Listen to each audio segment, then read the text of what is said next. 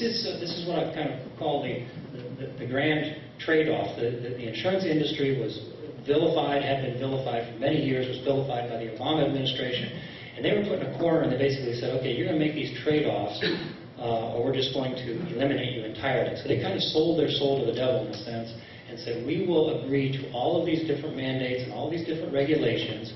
You just make sure that when you craft this policy, you create a steady stream of clients. You create a steady stream of people who are buying our product. Okay? And that was the trade-off, the idea that we mandate people to pay and obtain coverage, and then we limit any kind of nuance or pricing approach to covering people by the insurance, any differences in pricing or any differences in coverage. Okay? And that was kind of the grand trade-off. Okay? Insurance companies must also cover preventive care now. I don't know if you've begun seeing this yet, but any kind of preventive care. This was also based on the Massachusetts and the Tennessee kind of experiments. The idea was if we can make preventive care as low cost as possible, you'll not pay any doctor's copay or anything like that. If we make preventive care as cheap as possible, and people will take advantage of preventive care, then they won't have near as much need for emergency rooms, they won't have near as much need for other types of long-term healthcare problems because they've been taking advantage of the lower cost preventive care measures. That was the theory. The reality in Massachusetts and Tennessee is that people, even though they have access to the cheap preventive care, they still use emergency rooms more frequently, and they pay higher premiums in those states as a result. Okay. Let's look at the market for health insurance. This is where I said I'll throw a supply and demand diagram out here and kind of try to show, kind of in an illustration, what I've been talking about. The demand for health care is going to increase. We're going to add, theoretically, 50 million more people to the healthcare rolls. Okay? We're going to add 50 more million people to the demand side of the market and increase the number of customers. All right? One of the intentions of the policy. I'd submit to you that the supply is going to go down. The supply of health care or supply of insurance available is going to decrease as a result of the regulations and the mandates that are imposed on employers, on individuals, and on the healthcare insurance industry itself. Okay?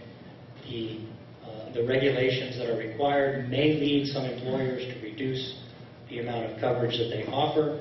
It may lead them to employ more part-time workers. We'll talk about that in a moment.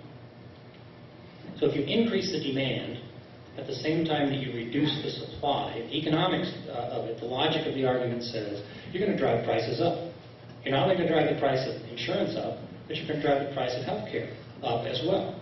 The question then becomes, who's going to pay that additional cost? Who's going to pay that additional price? Okay? The people who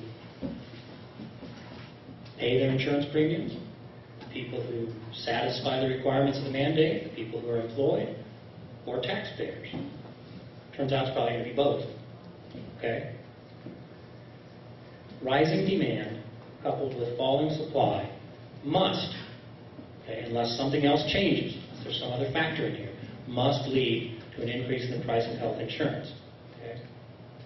We begin with the market here kind of in equilibrium. It's a basic supply and demand diagram. Some of you may be familiar with this, others not. That's where I said don't run out the back door when I show you the slide, all right? Just hang with me. The demand curve is downward sloping here. You see as price falls, quantity demanded increases. Basic law of demand. Supply curve upward sloping, as price increases, quantity supplied also increases. Positive relationship. Okay? When the supply and demand curve intersect, you get a market equilibrium. That's where we'll begin. For purposes of analysis, that's the easiest approach. Okay? So this is supply and demand for healthcare, let's say in the pre-reform stage of the market, wherever this happens to be. Now, we're going to increase demand for healthcare by adding additional people into the healthcare system, okay, by covering more people. Again, a noble goal. Increase the number of people who have access to healthcare by providing them with insurance, either making them buy it, okay, or providing it through an exchange of some kind at a means-tested price so that they can afford it. Okay? That's your increase in demand. Now, at the old equilibrium price, an increase in demand yields what we would call a shortage. The quantity demanded at the old equilibrium price is greater than the quantity supplied. Okay? We're going to need more doctors. That's what we're saying. We're going to need more hospital beds. We're going to need more nurses. We're going to need more pharmacies. We're going to need an expansion in the pharmaceutical industry, okay, to meet the increase in demand for healthcare that this policy creates, intentionally creates this increase in demand because it wants to extend coverage. Right? At the same time, the mandates, I will submit to you, are going to reduce the supply of healthcare providers by making it more difficult, more costly to cover. Okay? They're going to charge one premium for everybody. That means the healthier people are going to subsidize the less healthy. All right? They're mandating that you buy it, going to increase the demand, but at the same time they're imposing restraints on the insurance companies. Okay? The insurance companies themselves are going to have to absorb quite a bit of additional cost. Okay? And what are they going to do? Unless the government prevents them from doing this, what are they going to do? They're going to have to increase their premiums and pass that on to the buyer. Okay? They're going to have to increase premiums to all those people who are now purchasing health care in order to remain solvent. They don't remain solvent, they go out of business. Okay? If they go out of business, then whoever their customer was is going to be pushed into these exchanges. Right? These exchanges that are being mandated to be set up in the states. Do you see the logic of this? Do you see where we're going? Increase in demand, decrease in supply, increase in price. As the price goes up, more and more people reduce what they purchase privately.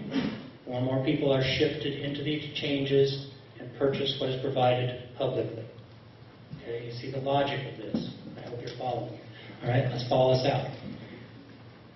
There is a third supply curve here showing the creation by 2014, we think, of these state-level exchanges.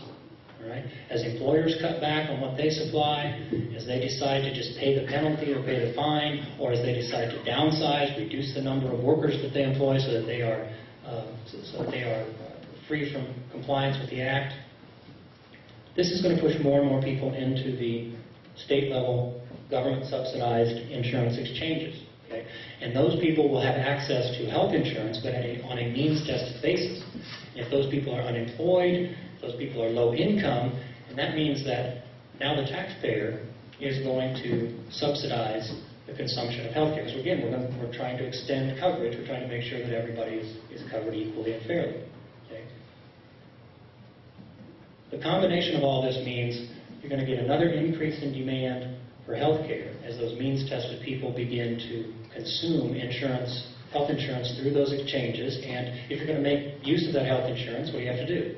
You have to go to a doctor, you have to buy drugs, you have to seek out health care services in some way where you don't get the benefit of the coverage that is means-tested. Okay? So you've got a combination of several things. Look at where we've come. If you just follow this just theoretically here, we started out at P1, we are now up here at P5. Okay? That's the idea. If you increase demand and you restrain the increase in supply, and then that supply is shifted from the private sector to the public sector, you get an increase in government subsidy that drives up the price. Now, what's been the story of healthcare coverage over the last 40, 50 years in this country? It's been an increase in government subsidy to extend coverage, to include more and more marginalized people, the result being an increase in price. Okay, that's kind of where we started. I want you to see kind of here the logic of this, of where we have been and what this policy actually creates, or what I believe it will create, okay, down the road. Here is another aspect, okay, just kind of summarizing what we've talked about so far. As demand accelerates, healthcare prices must inevitably rise. Okay? We're going to expand Medicaid.